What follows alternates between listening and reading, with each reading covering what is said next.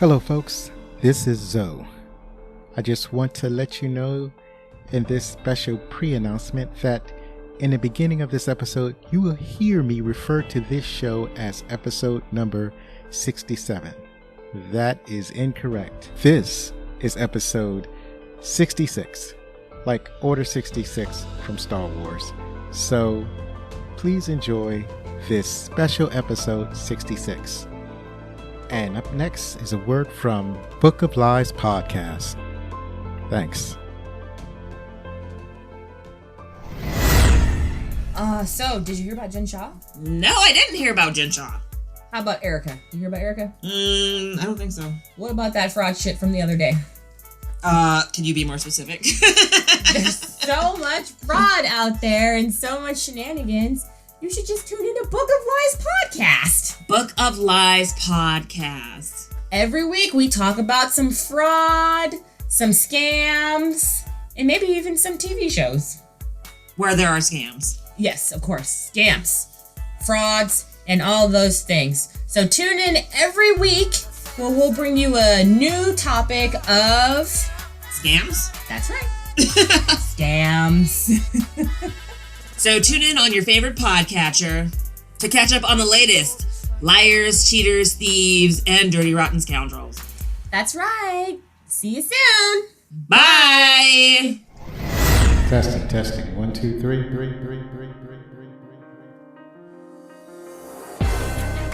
Welcome. Thank you for joining the Backlit Cinema podcast. I'm your host, Zoe. That's Z-O or Z-O if you're outside of the United States. And we're going to take a look at the movies of yesteryear. Normally, you would take a look at the movies of yesteryear. But this is a very special episode. I didn't know whether I was going to call it a bonus episode or a special episode, but I've decided this is going to be a special, extra special episode. It's going to get an episode number 67. And I want to thank you for downloading or streaming this show. We really appreciate it. The reason we started this show was to strengthen the bond between my son, Zach, and me, Zoe. We watched movies that I loved when I was growing up in the 70s, 80s, and 90s. And I'm going to tell you, well, normally I will tell you what Zach saw about this movie, but because of scheduling conflicts, I saw the movie that he didn't.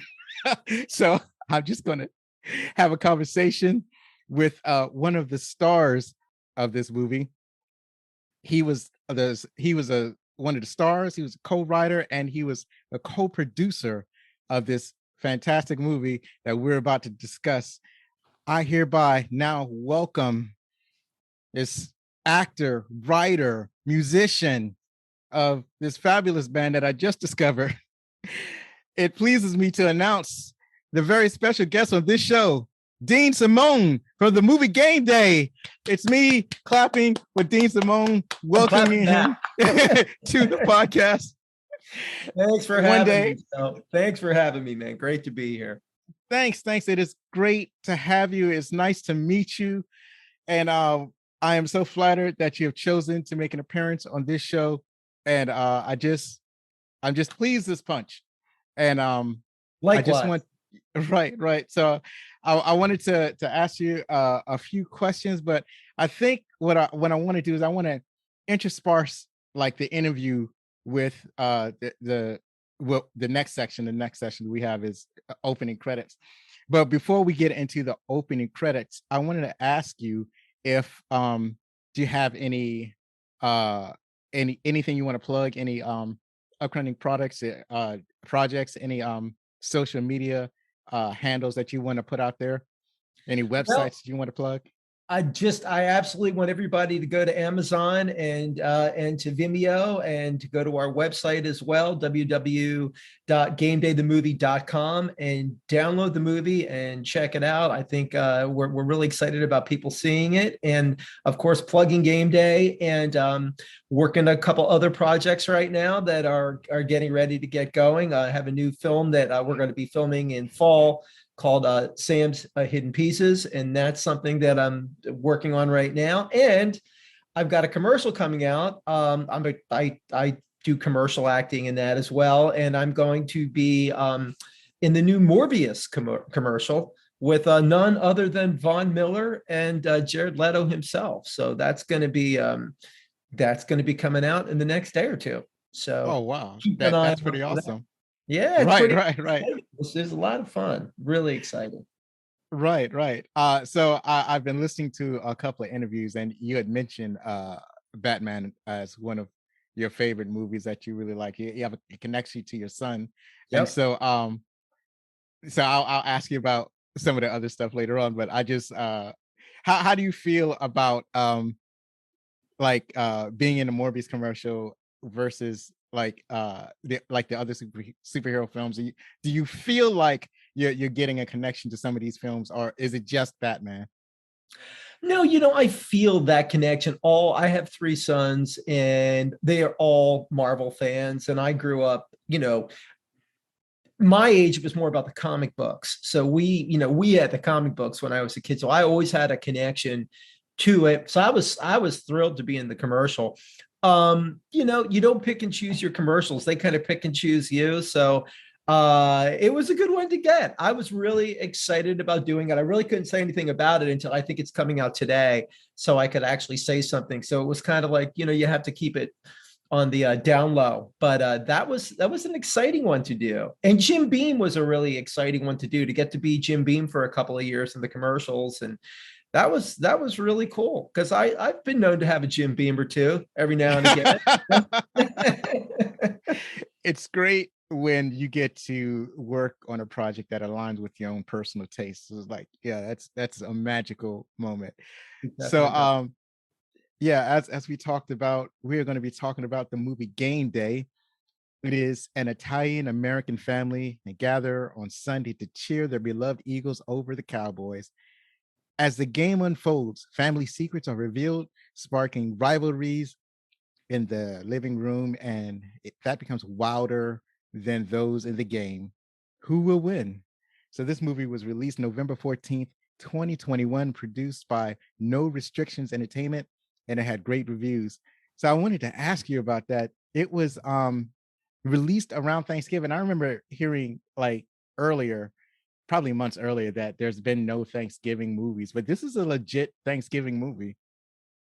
Yeah, we wanted to release it during football season. I mean, that was kind of like our goal. And football is a backdrop for the film, but the film is really not about football. The film is about family, and let's face it. So, I mean, we all know what that's like, and in today's day and age, we're so many of us, my family included, I don't know how it is with yours, but so many families are multi-generational, integrated. There's so many aspects of family that is different from the way family used to be 30 years ago or 25 years ago. So we felt like it was a timely story, and Thanksgiving was a good time to release it, because there's a lot of family stuff going on at Thanksgiving. Obviously, everybody's coming together. They're watching games, maybe arguing a little bit, sharing some love, sharing some wine, sharing some turkey, sharing some football. So we thought, this has got to be the right release date. So we worked real hard to get it ready for that day. And we were really proud that it was able to get out during Right. Thanksgiving. So it does this. I can't remember. Does the story take place on Thanksgiving, or is it around Thanksgiving, or is it just in November? No, it was just a fall time. The main thing was it was during a Dallas Eagles game. Right, And right. being a DC guy, you know all about our rivalries there with the Cowboys and the Giants. And what's the name of that team from Washington now? What do you guys calling yourselves? But now they're called the Commanders. The Commanders. Which Man, what? the funny thing is that, it's, for one thing, it's not as bad as people make it sound, and the other thing is that for a while people started getting used to them just being called the Washington football team, and it was like, oh man, and so all it takes is time, because people were really upset when they chose to remove the former name, the Redskins. I mean, obviously, and then it for a long time, like a couple of years, they've been just the Washington football team, and people got used to that. So Yeah. people are just going to get used to the Washington Commanders again. It And still doesn't feel exactly right, you know what I'm saying? But no, you got Carson Wentz. You're welcome. You're welcome. Right, right. So but so my affiliation with football is barely there at best, right? So I'm not a huge sports fan. If somebody asked me what my favorite sport is, I tell them professional wrestling. That's as close Oh, as I okay. can get. and I haven't. That's my oldest son's favorite sport. So Right.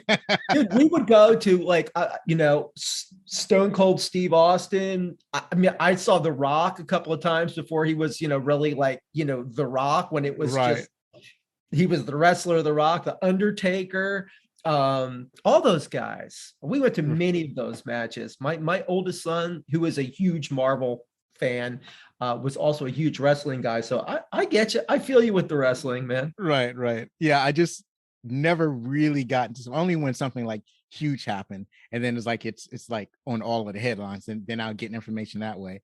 But as far as knowing all of the details, like the players and their stats, is like, that's all the way over my head. I don't blame you, man. There's better things to do and bigger fish to fry. So I understand that, man. Right, but you're hugely into football, so it's you played football in high school. Yes, I played football in high school, but I was a small but slow, which is a really bad recipe for Right. advancing to a collegiate athlete. I could do the long snap though for punts. I actually learned how to do that, and I was pretty good at it. And I briefly considered playing at a junior college in San Diego. And then I took a look at the other guys, and I was like, you know what? I think focusing on the acting and the music full time now, and I'm going to leave it to those big boys and just like walk out like in one piece. So that was Right. it. But I did coach high school football for 15 years, so I've always been involved. My grandfather played for the Frankfurt Yellow Jackets, who later became the Philadelphia Eagles. My dad was a college football player. He played at Temple and Trenton State. So yeah, we've had football all through the family. It's a big part of who we are. And obviously our love and ridiculous infatuation with the Philadelphia Eagles is something that I know it's not unique to my family. In Philadelphia, it is basically next to the major religions. It is the next great religion is the Philadelphia Eagles. And people, we are huge fans. So yeah, football's a big part of our lives. Right. So you also played baseball, but did you play basketball as well? No, again, the small but slow thing. Love basketball. But I was, you know what, man, I was like the pesky little guard that like passed and like could play good defense. But you would have thought I had a good shot, but I was the king of the bricks, man. This is brick man. Right. So Yes, yeah, not. I love basketball, and my 76ers are looking fantastic. So I am a massive sports fan across the board. Phillies, Sixers, Eagles, of course, and the Flyers we won't talk about because they're horrible. But definitely a big fan of every Philly sport across the board. Right. So part of sports is sports betting. So sports betting is kind of blown up like all across the countries as certain states start to decriminalize sports betting. So have you participated in any of that? I absolutely hate to gamble. I hate I hate gambling. My band, the Smoking Cobras, plug for my guys. We played so many casinos, and we've done so many casino gigs, and we've had dealing with the people at the casino. They've always been great for the different various places we've played. I just personally, I hate to lose money. And if I'm going to spend money on something, I want to get something back. I don't care what it is, a hot dog, a beer, a guitar, whatever. If money's going in, I need something coming back, because I can't just be like, I'm not into gambling. So no, but I will say this, because I would be remiss not to say it. I personally feel like the gambling thing, I kind of hate to see it involved where it's at the stadiums now, and it's so prevalent in so much of the game, because I just feel like for a lot of people, they can't enjoy the sport the way they used to because they got guys in fantasy. So they're, they're rooting for the Cowboys or they're rooting for a team that they root for, because it changes it. Let's face it, it changes it. So for me, that's part of the reason I don't gamble, because I just want to root for the teams I like. I don't want the money situation to be involved in there. So that's my thought. Yeah. I agree wholeheartedly. I don't want to get involved in gambling. It's like I can't stand the risk. You know what I mean? I can't stand thinking that I'm not going to get like a return on my money or Something. like win anything. I'm just really risk averse. The more risky the venture or investment, the more money you could win, but then you could just lose whatever you put into it. I'd rather put my money into coin op, like video games or pinball machines, because at least I'm getting the entertainment value out of it. I totally feel you. I'm the exact same way, and I never really got much of a thrill out of it. I mean, I got to be honest, it just never, when I was working straight jobs, I've been fortunate enough to be able to really make a full blown living out of acting and music over the last 12 years now, almost. Thank you, God. It's been a blessing for sure. And for me, it was just like, even when I worked at places and they did the office pool and stuff, they were like, dude, I was like, no, I don't want to. I don't want to have to root for the New England Patriots. I don't want to root for them. I'm not going to have to pick them on the pool if I got to pick the winners. So it's like, no. Right. I'm with you. All right. So horrible segue. So we go back to the movie. So let's talk about the men and women who starred in this movie. First we have Dean Simone. That'd be you.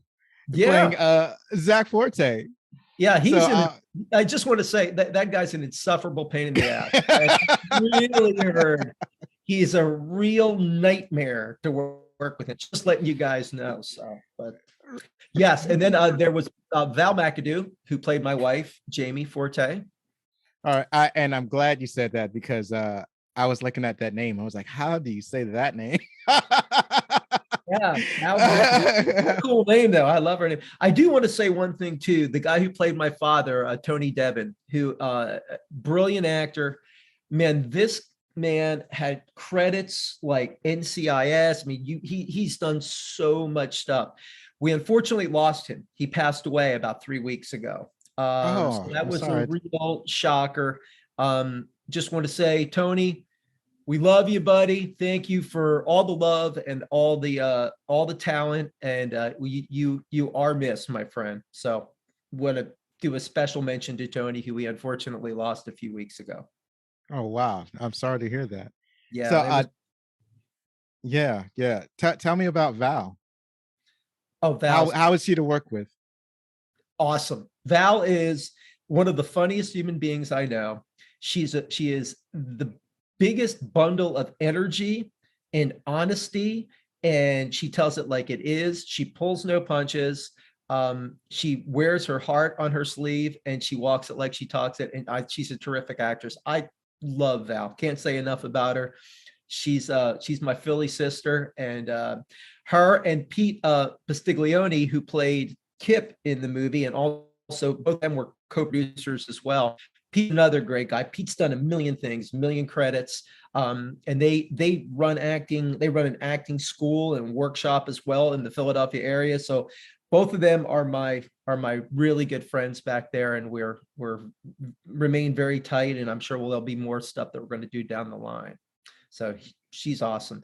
And then the woman who played my mother, Shelley Breitling, is another brilliant actress and just a phenomenal person. Super, super sweet lady. Loved doing our scenes together.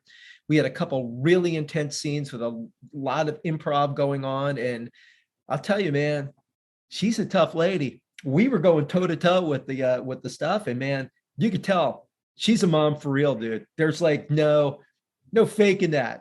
She's a tough lady and just a beautiful actress and a beautiful person. So love Shelley. Awesome. She seemed really intense. What were some of the improvisations that you were able to do with her? A lot of the scenes, not every one of them, but a lot of them we would because Edgar, the director, Edgar Michael Bravo, who's a brilliant guy, and we wrote it together. And Edgar always will do some scenes where we stay on the script, and then there's some scenes where he's like, okay, play, let's go off, let's see what happens, take the scene to here, then start throwing things out. And man, it's always exciting when that happens. Like a couple of the scenes, the scene in the garage with me and my mother, which is a very much a scene where there's a dramatic crescendo that occurs in the scene. A couple of the scenes with me and Nick Runfalo, who played my son, who is another great up and coming, amazing young actor. And he and I went at it a few times. Definitely a lot of the scenes where there was energy, me and Tony, God rest his soul, we had a couple where we were going in there. It's a very strange thing, so because the movie is loosely based on my family, but it is not by any way, shape, or form exactly my family. It's not a documentary. So there were things where we would go in, and obviously I did put some elements of my family in there and in the dialogue. But sometimes, man, when we would go off and do the improv, it was like, wow, this feels so real. And sometimes the lines would be coming out exactly how they would come out in regular life. So it was pretty exciting, man. Is improv part of the normal like type of thing that's introduced in when you're learning to act, or is that something that you do separately? Like you've learned to act, or you've gone to acting school or whatever, and then you have to additionally do like an improv classes? Yeah, it is a different aspect to acting. And yes, you're absolutely right. There are numerous classes. There are different types of improv. There's comedic improv. Like I had taken some classes at Second City. There's dramatic improv, and you find yourself a lot of times, mostly in television and in commercials, you rarely have the chance to improv. They will occasionally give you a chance to say, well, throw a button on it. Maybe we'll use it. Maybe we won't. In commercials, in television, forget it, man. It's like, you got to be on every single word, every note. It's got to be as written and as it is. Plays are that way as well. Theater is that way. So it is definitely a different thing. And it is, there are numerous courses being taught on it, and people take the classes. I've always had a natural affinity towards improv. I love it. I love working improv, whether it's dramatic or comedic. And even if it's dramatic, I like finding the comedic elements within the improv. So I love it. Not every director gives you a shot to do it, and not every production is copacetic with it. But Game Day Edgar is, and it's exciting when you get a chance to do it. It's really, man. Are you a music fan? Yes, absolutely. Okay. Are you a fan of jazz? Not as much as Not I huge. should Okay. be, right? Well, no, music is whatever speaks to you, man. But it's very much like it is like jazz at its finest, where you've got people that are able, and there's a theme, and they are playing these emotional notes as opposed to audio notes. They're playing emotional notes within this theme, and you have to come back and get to the point of where you were going, and then you can stray and come back. So yeah, it's great. It's a beautiful thing, man. That's pretty awesome. So we mentioned, of course, Tony Devon, who played Ben Forte. We mentioned Shelley Britling. She played Teresa, and Nick, Nicholas, one son, and then we had Mike Jensen, who played my other son, Vince, who's another brilliant actor. This guy, man, you talk about a voice. This guy can sing, man. Incredible pipes, man. So he's not only a terrific actor, but he's a great singer too. Michelle Marciano, who played my ex, another great actress. She's another multi-talented person who also is a phenomenal dancer. She choreographed. She did a lot of dance work. So she's fantastic. Loved working with her. Loved the scenes with my sons. Loved the scenes with her. Yeah, no, that was the cast was Really, really awesome. Right. Did we mention Michael Jensen? He played Yeah, Vince. Michael was the guy I was just talking about. Michael and Oh, Michael. okay. Michael is the guy who played Vince, who played my older son, who in real Oh, the life, older son. Right, right, right. who in real life is a Batman fan. And by the way, we did originally have in the script that one of the gifts he received was a Batman comic, but for some reason I don't know, that got annexed for some reason. But yeah, that's him. And then Britt Leone played Nick Nicholas's the middle son played his girlfriend in it, and Britt's a great up and coming actress. I think she's just terrific, and she does an awesome job. Right. Oh, Kenneth McGregor. Kenneth is amazing, and Kenneth played. Here we go. We're gonna keep with the Marvel connections. Kenneth played Magneto's father in I can't remember which one, but he's a great, terrific actor, man. I learned so much working with that guy. And he is a sweet, cool dude, man. And he just knows his stuff. He's awesome. I think we got everybody. Frank Volpe played the bartender, and he did a great creepy job at being that creepy. Yeah, he was appropriately creepy. I think you probably mentioned her, Clorinda Marie Cook. Yeah, Clorinda. Cassandra. Yeah, Clorinda. Yeah, she played the mom, and she did a great job too. And the mom that none of us really want, the over judgmental mom, who has troubles of her own, and she had drinking issues. You know, one thing that we tried to do with all of the characters is show the good and the bad. One thing I know that you are a film historian, and you watch films with your son, and you talk about films from the 70s and 80s. And one thing that I think it's really important to note that was definitely a style in older film is there was always redeeming qualities in the bad characters, the bad guys, and there was always foibles and anti-hero qualities in the good guys. So I'm really about, as a writer and as a filmmaker, always exploring the duality that we all have as human beings. Because let's face it, man, unless your name is Jesus Christ, you are not going to be all good, man. You're going to, there's going to be issues. And unless you're Adolf Hitler, you're not going to be all bad. There's balance in that. We try to show that. And I felt like every member of the cast really embraced that and really ran with that. And also a shout out, if I could too, to Mikey Hensel, who played the little dude in it, my little son, Cash.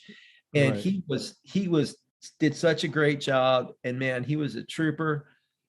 Some of those hours on the set, they get boring for kids that age. He would rather have been out playing baseball or playing soccer, but he was there, and he did a great job, and he was a really fun guy to work with. So the cast was a blessing. So it was a massive blessing for us, and all Philly people, man, all Philly people.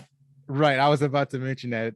Yeah, they're all from Philadelphia. So you've been able to keep it authentically Philadelphia, and maybe a few Italians in there too. Just a couple of those Italians. All right. Well, that's great. So this movie is directed by Edgar Michael Bravo, and you and him, I hear, have been friends for a very long time. Yeah, the thing with Edgar was I got my SAG card. We talk about this, and I'm trying to figure out, either I got it. I did. This is really, I'm going to date myself a little here, but either it was the same week I got cast in his movie, I got cast in this other movie called They Call Me Bruce, which was a parody on the Kung Fu movies of the 70s, starring this comedian, Johnny Yoon, way back in the day. So I can't remember if I got it through Edgar's movie or I got it through this movie, because it was literally in the same week. But I was 19, and, that's when I first met Edgar. And then as it, you know how it is in life, you'll stay close with somebody and be involved in their life, and then we disperse and we go in different directions, and then somehow we come back into each other's lives. And so that's kind of how it's been with Edgar, where, you know, we'll go years without seeing each other, and then we see each other. But I will tell you this, every time we see each other, I've always spoken the same shorthand when it comes to film and the things that we really believe in with art. He's really honestly been like a big brother to me with a lot of things. I've learned so much stuff from him. He's a great guy and a bright guy. And I enjoyed every single moment of writing with him and being directed by him. I'm sure there's going to be more projects up ahead with Edgar and me doing things together, because we enjoy working with each other. Wow, that's a beautiful thing. You also co-wrote the movie with Yeah. Edgar. So how Yeah, was that experience? it was great. You know, I'm my process of writing, I'm a like a serial writer. I'm the same way with songwriting, because I'm a songwriter as well. It's very difficult for me to write unless I must feel like, okay, I've got to put this on paper now, or I've got to work this out and write it now. If I'm not feeling it, I can't force myself to write something. And what we did was we talked and talked and talked about things, and we came up with ideas, and we discussed it, and we got so passionately deep into the characters and the circumstances and where it was going and what we were going to do with it, that by the time we actually sat down and started to write it, and when we wrote it, I was living here in LA, Edgar was living in Atlanta, and I would write and I would send him stuff, and then he would write and send me stuff, and we would kick the pages back and forth. Man, so this is the beauty of this Zoom internet world that we live in, man, is that we can do those things, you know. And we literally were like internet eyeball to eyeball every day for 6 months, and we wrote it during the whole COVID thing. And I'll tell you something, it was like, I mean, it was just like manna from heaven. I mean, everything literally parted when we got ready to film. It was the first lull, so the restrictions got easier. It made it simpler for us to do it. Thank God nobody came down with it in our crew or in our cast. So it just, man, it was a blessed deal right from the get-go, man. It was everything came together. Sometimes that happens. Right. Sometimes it doesn't. So you've mentioned that this movie was partly inspired by your own family experience. Did Edgar put anything of his family in this movie? That's a really good question. I think that Edgar he's one of these guys. I mean, he could speak for himself about it, but you know, he's such an observer. He is one of the most one of the keenest, most observant people that I know. So I think that a lot of the suggestions and the changes or the things, yeah, the short answer would be yes. I think that there were many things that he gleaned from his family and his family situations that he interjected in there. I mean, he'd have to answer that to know exactly, but yes, I think he has. And also, not just our families, but families of people close to us, you know, like the drug addiction situation with the middle son, with Marco. My middle son, who the character is loosely based on, he's a straight arrow. Like, drugs aren't even remotely an issue or a component in his life. But I have had many family members, many friends with kids who've had massive drug issues. So it was all based on reality. It was based on the things we saw, the things we've lived. I'm a musician, so you can imagine I've been around people that have had drug issues and stuff. I've seen it. So we tried to, more than anything, though, we tried to tell the truth, and we tried to tell things, even if it wasn't based on our own life, it was based on a truth that we either were a part of or a truth that we witnessed. And we tried to tell it without judgment, tell it with love, and tell it with empathy and compassion. Did our best. Right. I think you did a wonderful job. Thank you, man. Thank you. So let me ask you, the music is by Luke Mambria. So as a musician yourself, did you have any input in the choice of who was going to do the music for the movie? I That knew you're a co-producer, so that is a great question. No, actually, I did not. Edgar, who, by the way, Edgar is also a musician and a really excellent guitar player. Edgar is very has very particular viewpoints about how music, especially the music that the scoring that sits in the film and how it goes. But I'm more of a curator of music type of guy. I love the most obscure music and songs and eras. So I came across this public domain version of the Mills Brothers singing Funiculi Funicula. So that was my musical contribution to the movie, because I heard it and I thought, first of all, I love the Mills Brothers. I don't know, are you familiar with the Mills Brothers? You're pretty young to no, I'm not familiar with the Mills Brothers. they're way before both of our times, man. But the Mills Brothers were this amazing group of African American singers in the 20s, literally brothers. Voice blend so beautifully.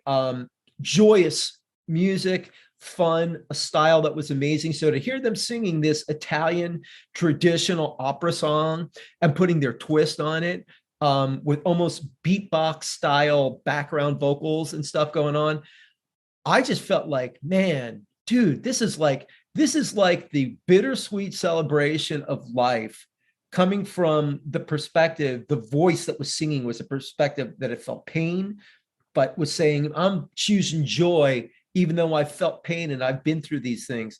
I mean, obviously, to be an African-American artist, musician in the 20s was probably a pretty difficult and challenging road. But that music is so joyous and so celebratory. We just thought, this is it. So when I found the song, I call up Edgar. I'm like, I got the song. And I sent it to him, and he called me back. He's like, oh my God, dude, this is it. This is the song. This is like perfect for it. So that was my musical contribution to it. But as far as Luke, that was Edgar's choice. And he's a young guy and a really talented composer and film scorer. So I was very pleased we got him. Oh, okay. Well, that's pretty awesome. So speaking of music, transition, that was a pretty good segue. How is I like that. speaking of music, your band, the Smoking Aces, you have a habit of touring around the country. It's usually around the spring and summertime. Yeah, the Smoking Cobras. I don't want anybody to get us. The Smoking Aces is a pretty cool movie. Did I say Smoking Aces? I'm sorry. No. Okay, the Smoking Cobras. Hey, first of all, thank you for asking about my beloved Cobras and my bandmates. Steady Eddie B, Ed Beardsley is our guitar player and our keyboard player. And then we got Robosaurus. Tony Russell is my 6'6" bass player, brother in the band. And then the Machine, Kevin McShane, is our drummer. Never have I ever, and I've been in way too many bands, man. Let me tell you, I have never been in a band that I can honestly say is more of a band of brothers. We love each other. We love playing together. We love playing for audience. It's all about the positive energy, the positive message, letting people know that life is good. We're all to be together. Every race, every color, every creed. It's all about the love and the music and the good times. And I'll tell you, we started out, no joke, man. We played a retirement party in the guy's backyard, and in this woman Norma Shear, who has hired us numerous times since, but we played in her backyard for $300, and that was our first gig. And since then, by the blessings of God, this band we have played Dodger Stadium, we have played in Tokyo, we have played in Deadwood, South Dakota, you name it. We have played all over the country, and we're getting ready to roll it out again, man. We just played a concert last week, and we're getting ready, playing a bunch of dates coming up this summer, which we're going to be having up on the on the website. And man, it's been awesome. It's a good Right. time. It sounds And great. those songs are great, man. You can't miss with those songs, you know. Isley Brothers songs, Chuck Berry songs, Elvis Presley songs, man. These songs have incredible depth and they speak to so many generations, man. You know, there's such reality and truth and love in that music. All we have to do is get up there and not screw it up, man. So Now, I'm going to be honest, right? So, you know, doing my internet searches on you, stalking you, so I can ask some intelligent questions, preparing for this moment. great questions, And, by the way, so and far. thank you, I appreciate that. So what happened was I came across this actor, and he has this band. And I was like, how good could this guy sound? He's an actor, and he wants to sing too. Nobody can be that talented. So I'm clicking on the links, and I found a video of you guys singing. It's like, not only do I like all of these songs, but this guy can really sing. It's like, and this band sounds great. I was like, oh my God, I'm now totally jealous because you're not just talented, you're multi-talented, and you're really doing it. Any chance your band is coming down to the DC area? Absolutely. We you know, we were going national and going like even international, as I said, Tokyo and stuff, and then COVID shut it down. But we are talking to some, getting things going on with some agents in different areas. And yes, we will absolutely be going to different places in the country. And man, I got to tell you, I am so blessed every day. I thank God that I have a chance to make a living in acting, which I adore acting and writing and making movies. And I adore movies and playing music with these guys. It's a blessing, man. They're great musicians and they're great guys. And I'll tell you something, Zoe, we love every second of being on stage. Dude, it's great. We don't need that. I'm a runner. I run like between 7 and 10 miles every day. I'm a big runner, but I can tell you right now, when we play a concert, that's the biggest workout that there is, because I don't stop running for the entire show. We're all jumping and having a good time. And man, that's what it's about. So I appreciate you appreciating it. We put a lot into it. It means a lot to us, man. And thanks, man. Thank you for letting me plug the Smoking Cobras. You're people that has brought it up, and I appreciate that, man. Yeah, I put all the links for the Smoking Cobras and for your websites in the show notes, because I really want people to check it out. It was really good. Thank you. The other thing was that you mentioned that like one of the songs that you cover is Elvis, and segue and back into movies again. There is a movie called Elvis coming out. Are you excited about that? I am totally excited about that. And the actor, what's his name? Austin, like his name's it's escaping me. I should know. I didn't get his name. This kid is going, when he is a star already, and he looks like he's going to do such a phenomenal job in this. He's in Once Upon a Time in Hollywood. Have you seen that one? I haven't seen it, but I know about it. One of my favorite movies. I love Once Upon a Time in Hollywood. He plays Tex from the Manson family in that, and he does a fantastic job. I've seen the trailers. My middle son, who's like, 25, but he's grown up, massive Elvis fan. My aunts saw Elvis. Like, I grew up Elvis big time.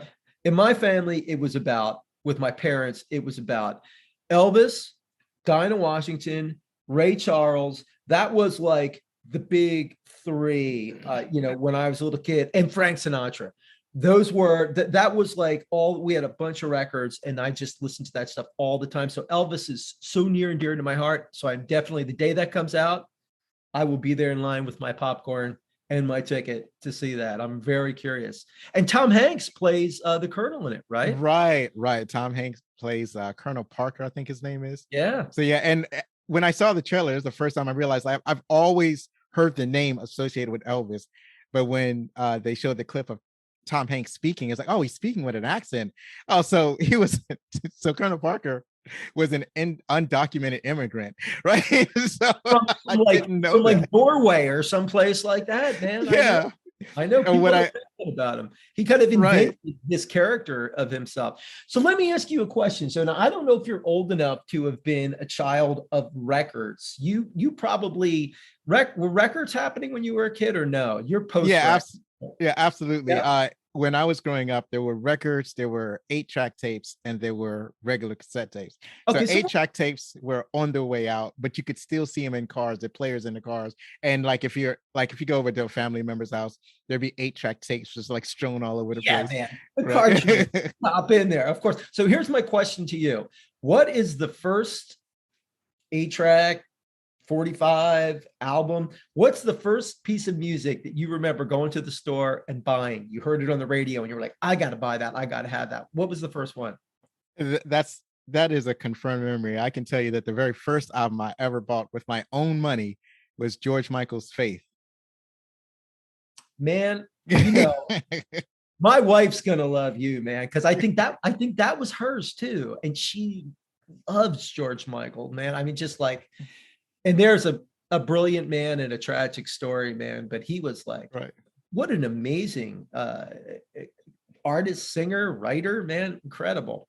So you Right. went Right. down, you're living in Washington and you went down to gosh, what did we have in those days, man? Like out here in LA, there was Licorice Pizza.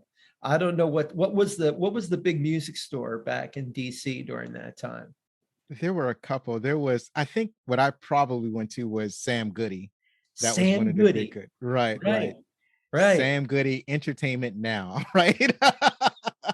And then there was another one. I want to say it's called The Wiz, but I'm not sure. There probably was The Wiz. That it was a record store called The Wiz. They also sold pimp clothing. I don't think I went in that store. But So when you were no, a kid, were yeah. you was what were you like were you in the skateboard kind of thing, man? Was that your vibe? Or were you like more like, I don't know, more in the jock type of thing? Well, you said you weren't that into sports, man. So No, like, no, I was more of the like I'm an artist, illustrator. So well, not professionally. That's what I did growing up. I drew pictures a lot. You know, I was that kid drawing pictures and notes and whatnot. I was into comics, so I'm constantly drawing superheroes and reading comics. And I read books, like I read all types of books. My favorite book series growing up was Encyclopedia Brown. So yeah. wow, And all then, right, yeah. And Frank Miller, were you a big Frank Miller guy, man? not a huge I like not a huge fan because I didn't really have access to him like that. So many of the comics that he did were like trade paperback, or they were like if you were right if he was writing like regular series stories that I wasn't all that familiar with. But I really liked John Byrne. He was one of my favorite writers growing up. He was a writer and artist. Like he drew his own comics. One of the comics he did was the Next Men, and I gobbled those up. I also like Alex Ross. He's another one of my favorite artists. You probably familiar with Kingdom Come, this 4-part comic book series. I don't So No, I don't remember that. I've heard the name, but I didn't experience it myself.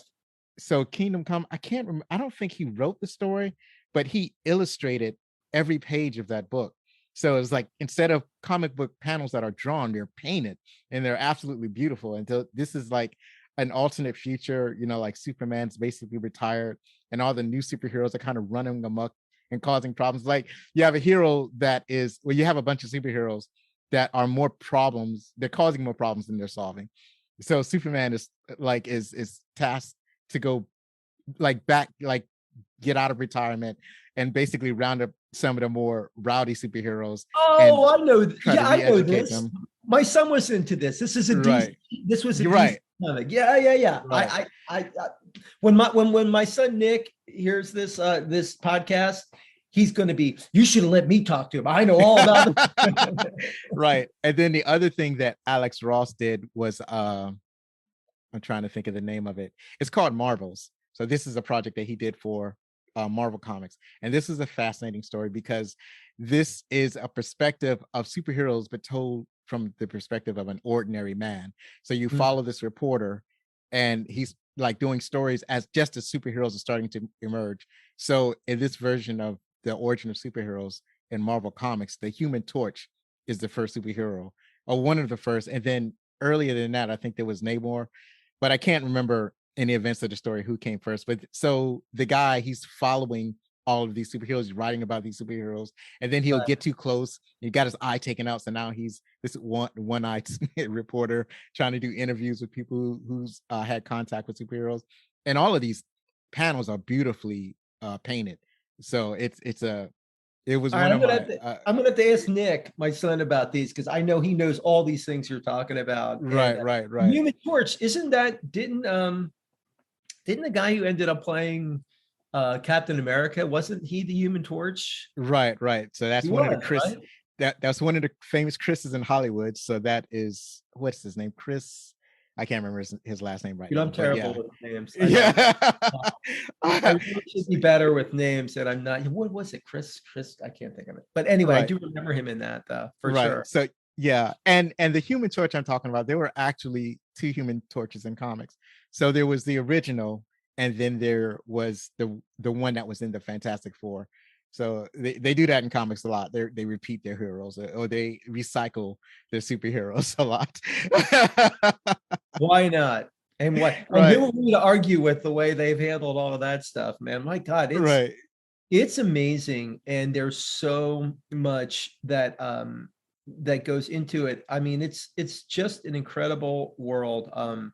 In working in doing the commercial I did the other day, they're so very and understandably so protective of every aspect of it, and they really always want to make sure that it's being done in a certain way and being, presented in the correct way. And you got to really love it. I mean, it's sort of understandable that Disney is now kind of, in control of a lot of that stuff, because Disney is really very much the same way. I mean, Disney is so obsessed with the product being done in a certain way and presented and represented in a certain way that I think that they're good guardians of that galaxy, no pun intended.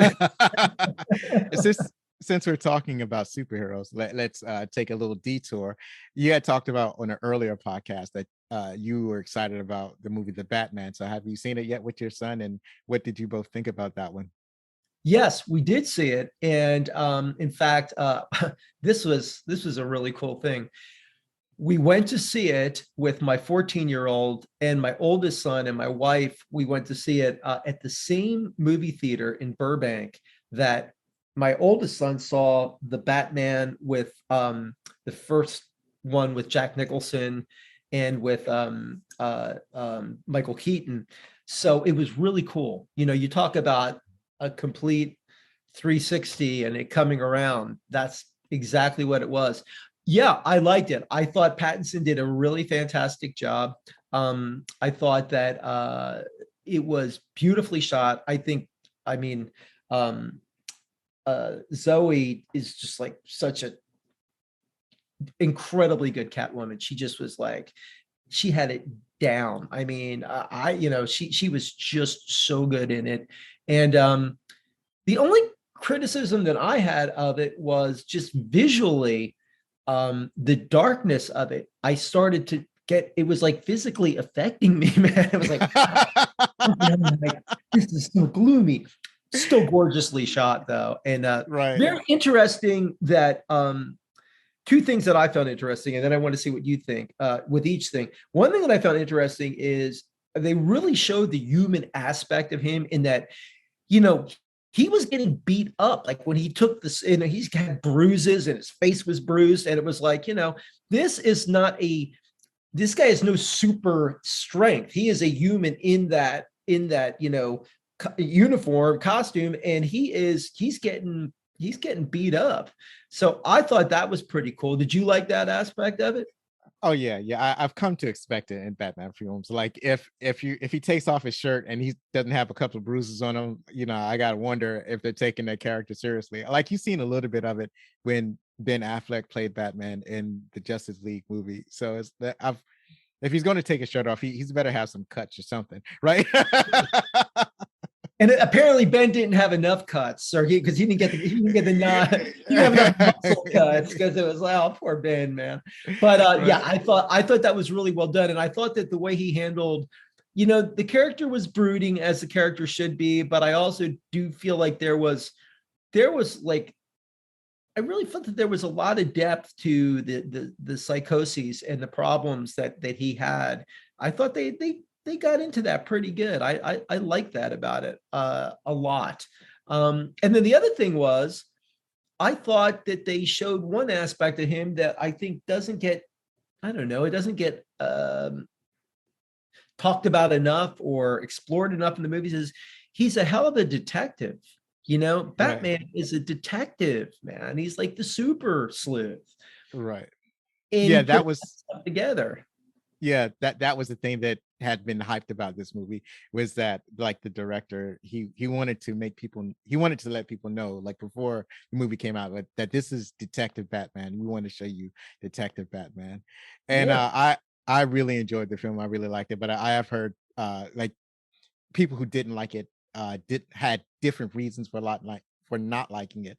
So one of the things that they didn't like, which it kind of relates to Game Day, was Batman had he had an it wasn't like he loves Alfred. Like Bruce Wayne loves Alfred. That's his father figure. But Right. he was kind of bratty towards his towards Alfred. So I don't, because I can't really call him a butler. He doesn't like seem like a butler. He seems more like he's almost like a business partner, but it's more it's more like a father figure that He this is is. the man who raised him. He raised So her. yeah, he had a really sometimes a really fraught relationship with Alfred, and that goes towards Game Day, because in Game Day there is a lot of this going on. So you talked about being affected by the darkness in the Batman movie. How did you guys, when you were filming, dealing with the emotional stress, seeing as it was a very angry movie, right? It was a very, So I fully agree. Um, yeah, I'll tell you, Zoe, that's a that's a very tricky place to go to. And the decision that we made was, if we were going to go there, we really had to go there for real. And there were times when I think that the kids, all the kids, including my character as a son, were disrespectful to the parents. And then I think that there were times when the parents weren't as loving and respectful to the kid as they could be. And we wanted to go down that path where you were looking at it and it felt a little uncomfortable, not just in a voyeuristic sense that you were a fly on the wall watching the situation in the family, but I think a lot of our families, my family, I can speak to, and a lot of families say things. You say things to your parents say things to you, you say things to your brothers or sisters, and you regret it, and it's wrong. And then the emotion comes in and it carries it even further. And not only is the content of what you're saying wrong, but the emotional charge that you put into those words are wrong. So we made a decision that we weren't going to pull any punches with it. And we understood that in some respects, especially for people who come from more sedate families and less crazed, loud families, I definitely fall into the crazed, loud family category. But we didn't want to sugarcoat it, and we didn't want to lie about it. And the most important thing is, I'll share this with you. My wife is, she is like the ultimate white girl. I mean, she is, she comes from like the very more of a proper family. They don't yell at each other. They don't scream. They're not loud. It's none of that stuff, right, ma'am? So she came into our family and she said, I can't believe how loud you guys are. I can't believe. And she's like, and the thing I really can't believe is that you yell at each other.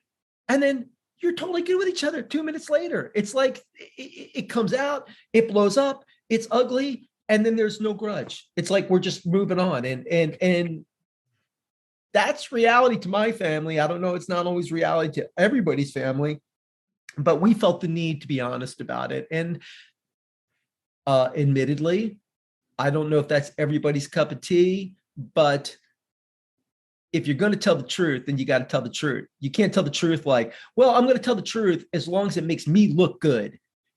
Everyone else is yelling. Everyone else is saying disrespectful stuff, but I'm not. I'm the one guy that didn't do that. But that's not true. And that's not reality. So we had to show how we felt was the case of it. I'm sorry, you were going to say? No, I was just thinking, one of the characters was a little bit quiet. I think he played one of your sons, or I couldn't remember if he was your son or your brother. He's my son, Vince, the right. oldest, And so the one whose birthday it was. Right. Right. So he was much more reserved, right? Kept his feelings to himself. He kind of lashed out a little bit during part of the movie, but he was at least kind of, he would pull away, it seemed, from a lot of the arguing and stuff. So as an actor, how do you decompress from that sort of anger? Like you're filming a scene where you're yelling and screaming, or you've had a day of filming where you're bringing up all those angry emotions.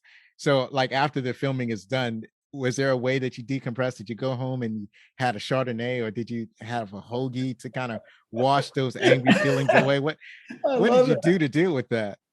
Well, two things. The first thing is, as I had mentioned to you, I'm very into working out and running. I'm like usually between 2 and 3 hours every day of running, biking, lifting daily. So that is definitely something that helps me keep things in line. Okay.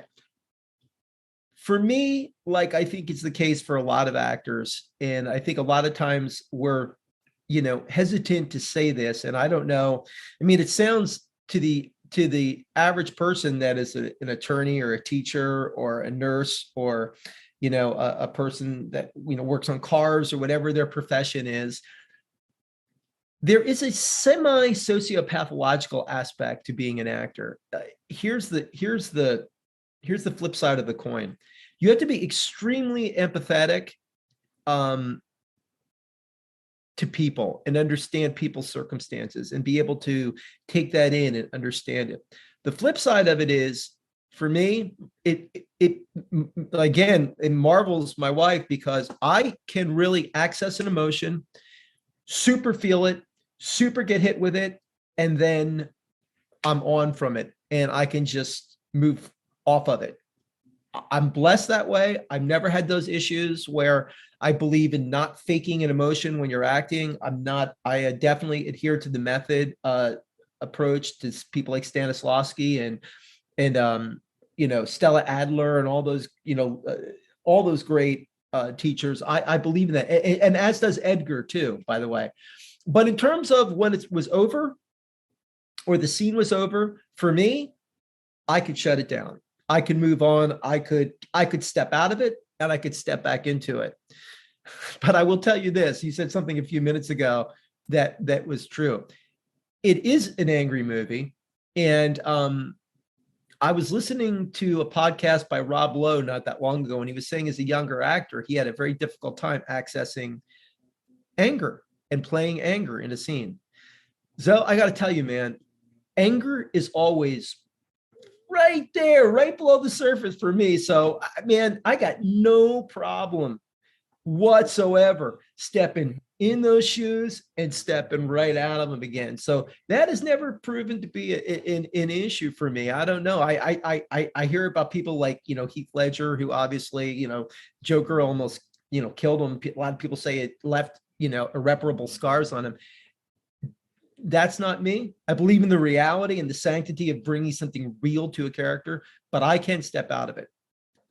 Right. With the occasional hoagie. Right. Like you, I am inches away from anger. Like I can go 0 to 100 in a moment, like just a little thing that can set me off. And it is not healthy. Right. But I was like, just earlier today, I was trying to use the Zoom. I had an earlier interview and the thing would not log on. And it was like, and I was instantly angry because all the connections were there. It just didn't want to work. Right.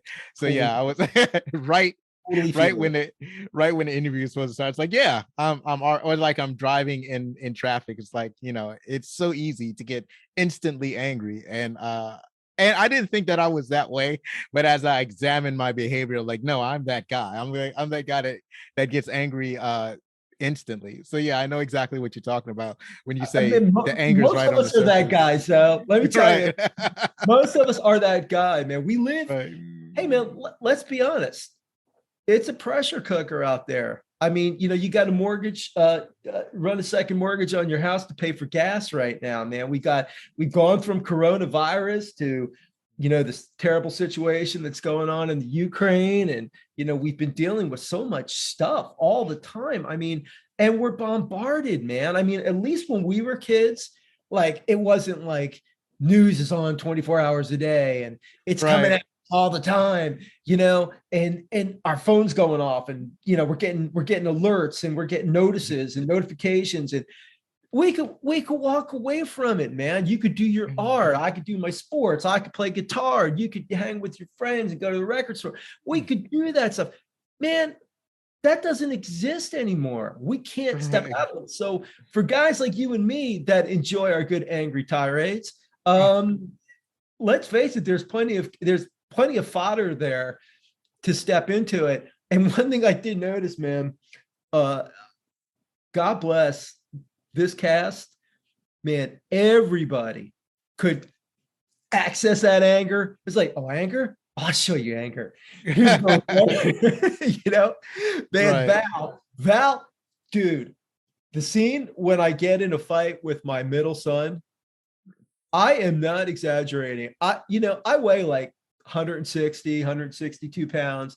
I'm not a big guy, but dude, Val in the scene picked me up and moved me 4 feet. Like she was accessing mom rage, So we all had that in common, and it was pretty crazy on the set because we get down to take, and Edgar would be like, well then, Edgar's a very dude, man, and he'd be like, well then, that stuff was real. We were definitely accessing a lot of our 2 inches from anger, a lot in it. So it was helpful in that case, man. Right. And just transitioning a little bit, you had mentioned that you said 160, somewhere around there. Yeah. Yeah, because I was looking at this movie, and my very first impression, like, because the first scene is like both you and your wife, or Zach and his wife, are in bed, and Zach gets up first and like, wow, these people are in remarkable shape. Well, thanks, man. I appreciate that, and I work at it hard. I'll tell you something, dude. This is the hardest thing. Growing up Italian, my mother loves sugar. Is such a huge part of our family, such a huge part. I don't eat sugar, and I watch everything that I eat. It's crazy, man. I mean, we're always watching. And my parents live with us now. No, my parents don't not eat sugar. My mother, like every night, there's a dessert out there. So it is totally not fair because these aren't like crappy desserts. These are like awesome desserts, man. And I'm smelling this cake and I'm smelling this pie. So sometimes I just have to go in the other room and bury my face in a pillow so I cannot smell what's going on there. So I appreciate you noticing that. But I'll tell you what, Val sure moved that weight around for you, man. She picked me up. Wham. I was like, I looked at her. He yelled cut. I looked at her and I'm like, what did you just do?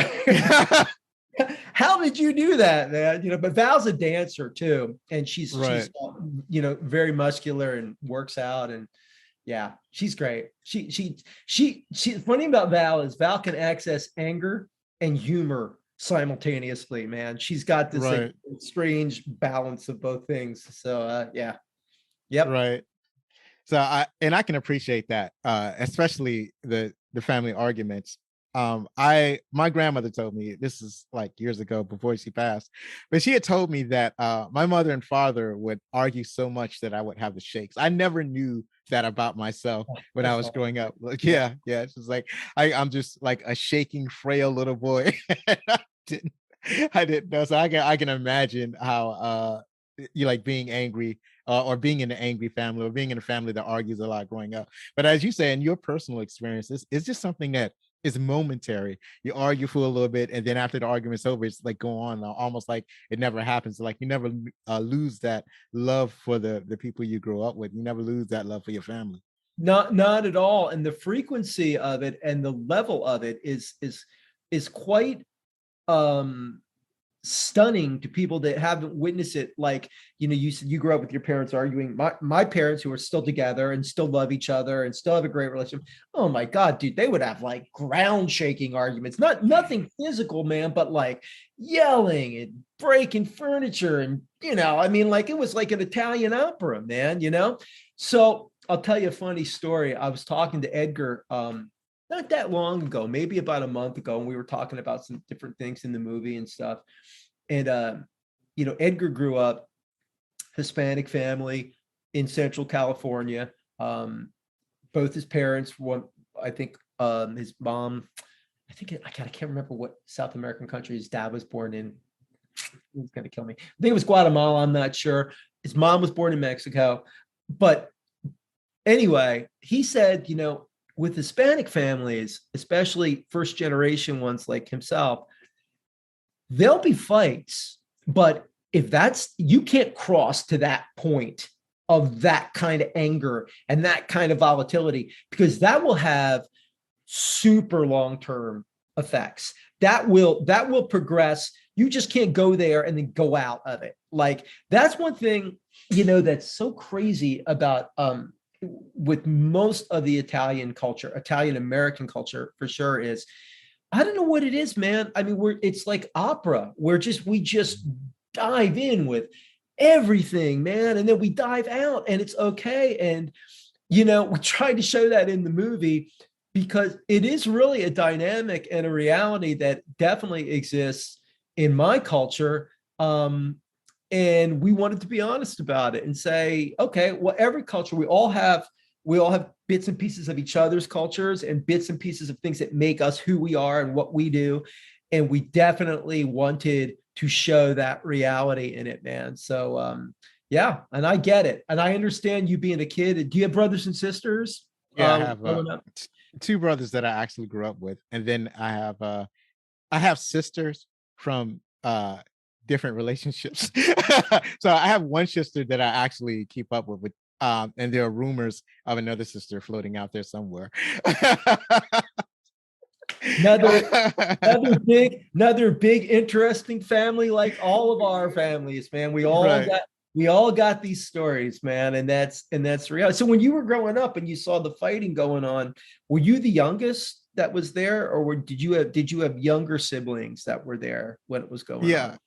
Yeah, I was the oldest, and at the time when I had the shakes, this had to have been when I was the only child, and then later on, my brothers came along. So yeah, I was the oldest, and when these like our father didn't really live with us, but whenever like he came around, that's when my mom and dad would argue and whatnot. So almost every time they were together, it seems like, at least in my memory, they're fighting about something. It's like I'm not privy to what they're fighting about.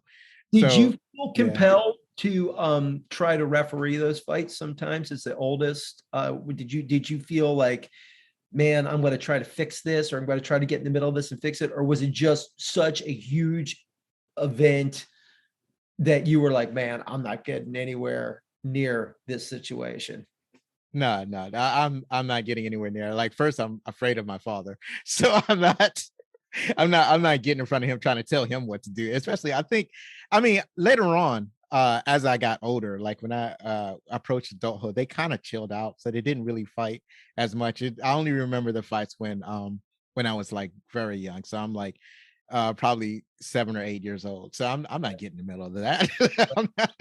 And are they still around? Your parents still alive, man? Only my mother is alive. My father passed a long time ago. Okay. But yeah. So that's yeah. It's an interesting dynamic, when I left home, man, I was 18 when we were living in San Diego, and I was in a theater company down there, and I was getting a little bit of interest from LA agents and stuff. Stuff was kind of starting to happen. And my dad got a transfer with his company to move to Dallas. And I didn't want to live in Dallas, man. Nothing against Dallas. I people are probably sitting there going, "Man, this dude, he doesn't like the Cowboys. He's not gonna." But I really didn't want to live in Dallas. I was out in California. I had a girlfriend at the time who ended up being my first wife, and I just wasn't going to move. So, dude, I had not lived with my mom and dad since I was 18. So 5 years ago, my parents moved in with us and we got a house together. My parents still live with us. Let me tell you something.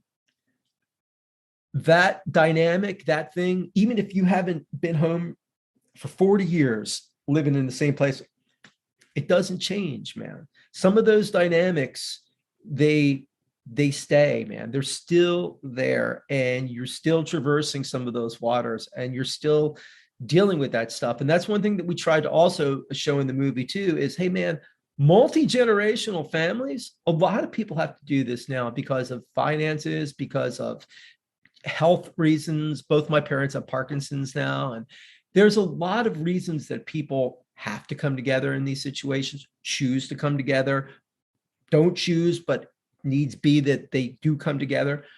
And it's not easy, though.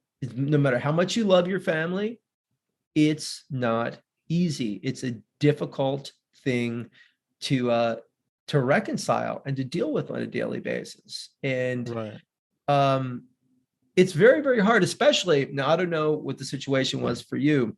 For me, which is I think the case for a lot of us, I always was trying to prove something to my dad.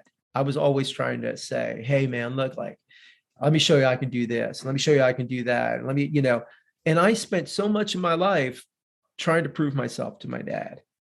And that's a recipe for disaster, man. You can't really try to prove yourself to anybody.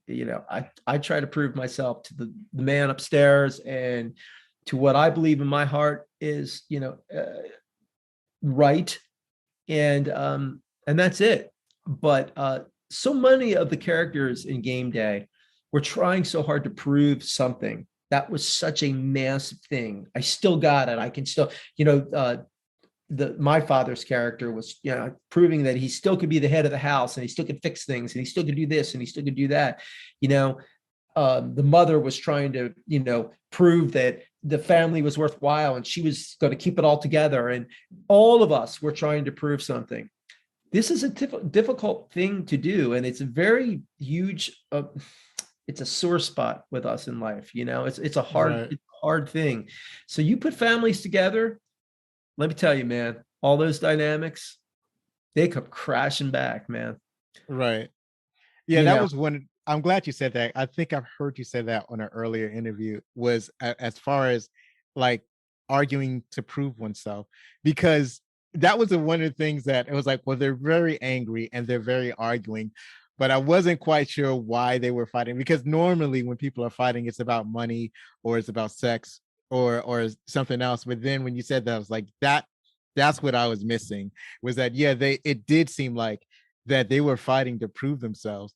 And like one of the things, like there's a normal fight where the son is trying to get, like Zach's trying to get his mother Teresa to, that's funny to say it that way, Mother Teresa, to no, I never put that together. Like Catholic. Yeah, so Zach is trying to get his mother Teresa to take treatment for her sickness, right, her illness, and she's arguing because she doesn't want to do the sickness. And this is something that everybody can relate to. Everybody knows that the mother is scared or frightened or of taking chemo or whatever treatment that might be, or it might be just that she believes that she can carry on without treatment, because there are a lot of people that can carry on that belief. And then there are other arguments, like the argument between Zach and you said Marco was the middle son. Yeah, Marco. And Marco, and they're kind of arguing about their careers. Like Marco is telling his father, "You're not ever going to make it as an actor," and then the father is like, "Well, you're not ever going to make it as a musician." And that seems very toxic, because it's like you're both kind of in the same bag, right? It's like you're both of you in a profession where you basically have to prove yourselves to producers or whatever, or to Right. club owners to try to get a gig. You're both, the father and the son, are trying to get a gig, right? And so, and at the same time at the house, you're tearing each other down, right? So that's like, it's like, why are these guys fighting? They should be on the same team. And it seems to me, not only are they trying to prove dominance, or they're trying to prove that you know, one is better like they can carry the family. The other thing is that they I think it's more like the son is kind of bucking the father. Some of that is going on, right? Mhm. And the father's trying to take his son down. So there's a lot of conflict like that. Even like the relationship between Zach and Ben, his father. So it's like Ben trying to assert that he's dominant, even though that he's the guest in his son's home, right? So Yeah. there's a lot of that going on. Because it's still that same old thing where, where the males are circling around figuring out, which tree to pee on, man. And there is an element of that too. And there's also this. I think that the interesting thing is that the two characters that fight the most are the two characters that have the same thing in common. They're both actor, musician, they're in that world. Which in my dynamic, in my family, my middle son is a musician and an actor. And he has a band called Vita Moxie. I'm going to plug his band. He's a great singer and they're a terrific band. And he's a songwriter, and he and I, man, I love all my children equally, which means I adore all of my children, but definitely of all my kids, myself and G have definitely had our share of fights more than anyone. And we have the most similar career path. Here's the interesting thing on this is that I noticed a phenomena that happened with me. I've always been blessed to work pretty regularly as an actor and a musician. I've had record deals, I've lost record deals. I've had a couple of years where I would be able to make a living as an actor. And then I had years when I was waiting tables and coaching football and piecing it all together. About 12 years ago, I don't know why or how, but somehow, it occurred to me that when I walk into a room for an audition, or I walk into a stage to play a show for people, that I can't be there for me. I've got to be there for the purpose of whatever the job is that I'm doing. When I go into an audition, I'm not going in there saying, oh man, please like me. Like, I hope I can please make you like me. And what can I do? And I'm so nervous. And I thought she liked me, but maybe she didn't. And just should have, that thankfully left me. I think it has a lot to do with age. And I think on stage, it's the same thing. If you get on stage as a musician, right? And this is what you're saying to the audience, man, aren't I bitching? Aren't I great?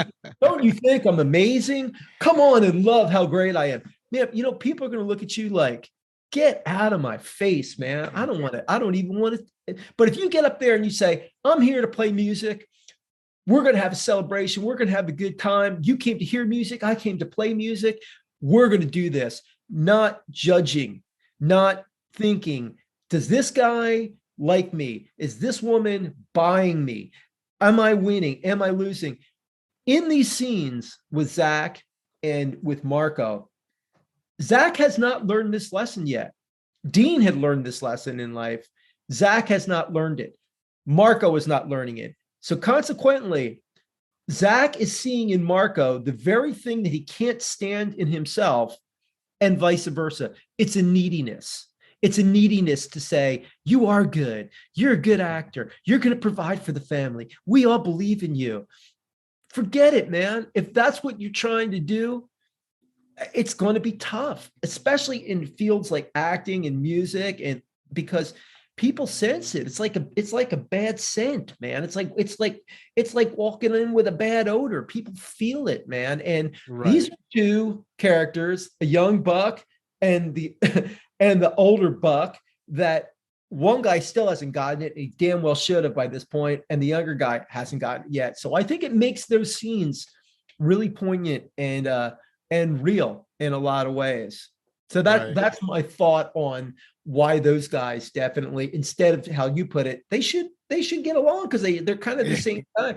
That's why not, because they look at each other and go, I know that stink. That's my stink. Right. I don't like it, man. Right. So speaking of scenes, I thought one of the most touching scenes in the movie is very near at the end of the movie. So basically this is like a few months later. Right. And it basically kind of shows the end of Teresa's life. So at some point she actually goes and she gets the chemotherapy or whatever cancer treatment that she got, and then she passes away.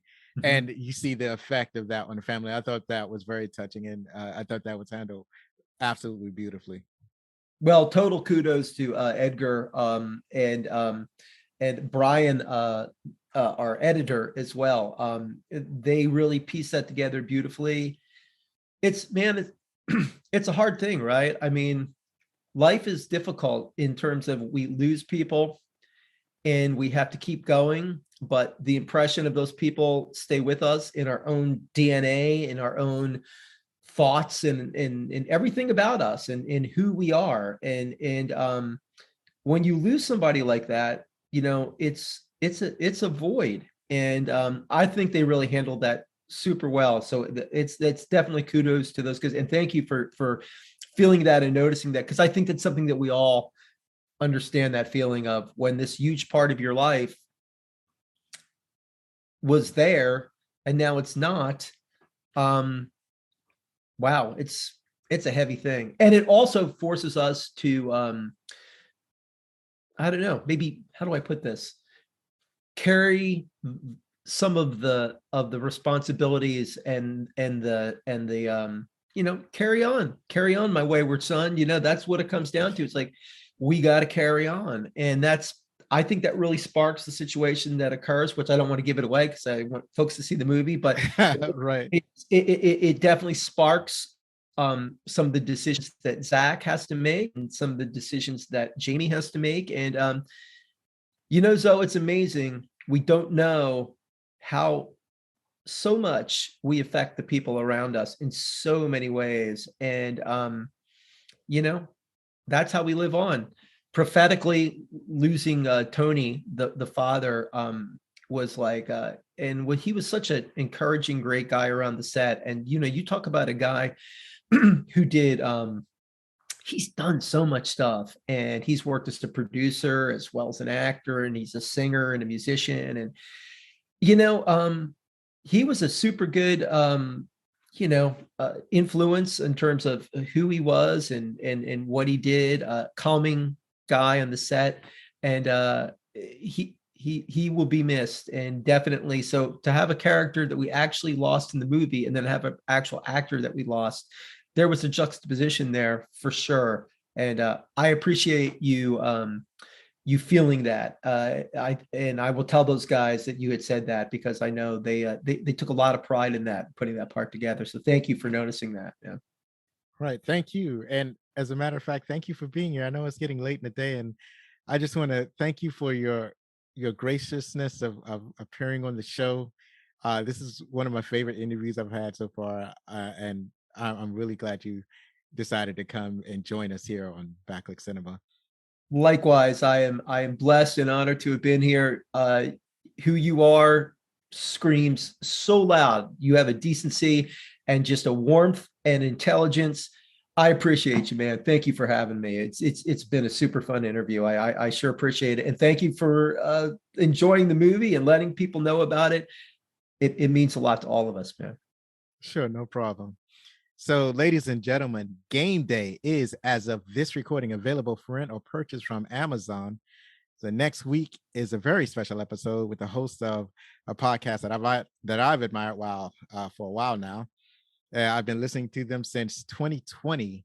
And when I look for a geek show, the show that I look for is For Our Nerds. It's hosted by DJ Ben Amin and Tatiana King Jones. Please join us for that episode next week. Follow us on Twitter at Backlick Cinema, or on Facebook or Instagram at Backlick Cinema Podcast for updates, because next week film is to be determined. Don't forget to contact us with any questions, comments, and suggestions at fanmail@backlickcinema.com. Do you, Dean, have any additional plugs that you want to share with our audience? Yes, here's my plug. I want to plug love and understanding and empathy, and realize we are all in this together. So I want to plug love and peace and people. Be good to each other. That's what we say at the end of every Smoking Cobras concert. Be good to each other. Love each other. One planet, one people, under God. Peace, folks. Absolutely. And speaking of smoking eagles, did I say it right this time? Smoking Cobra. Keep messing it up. That's all right. Speaking of smoking cobra, because it's like, I know what the band is and I can't get it out of my mouth. Speaking of smoking cobras, because I listened to a show where you talked about where the band's name came from. It came from the Cobra Shelby. It did. Absolutely. Right. Yep. Which smokes, if you want to run it that way. Absolutely. So the band is the Smoking Cobras. The movie is Game Day. If you want to see the band, if they want to see the band, is there a Smoking Cobras website? There is. Thank you so much. Sure appreciate it. Yes, it's www.thesmokingcobras.com. So again, that's www.thesmokingcobras.com for our band. And for the movie, it's www.gamedaythemovie.com. And for the message, it's love each other. That's what we need, man. Tell the truth and love each other. We'll all do our best. All right. So one last time, if you like this show, then please help us grow. To do that, you can subscribe to the show, rate us or review us on Spotify, podchaser.com, or Apple Podcasts, or your favorite podcast app. And I know that you've enjoyed our guests, so please go and check out Game Day. And whenever you get the chance, go and see Dean himself at one of his Smoking Cobras concert. Believe me, it matters. Be safe. Share a movie from yesteryear with your family. Hug your loved ones. And if you're going to be anything, be outstanding.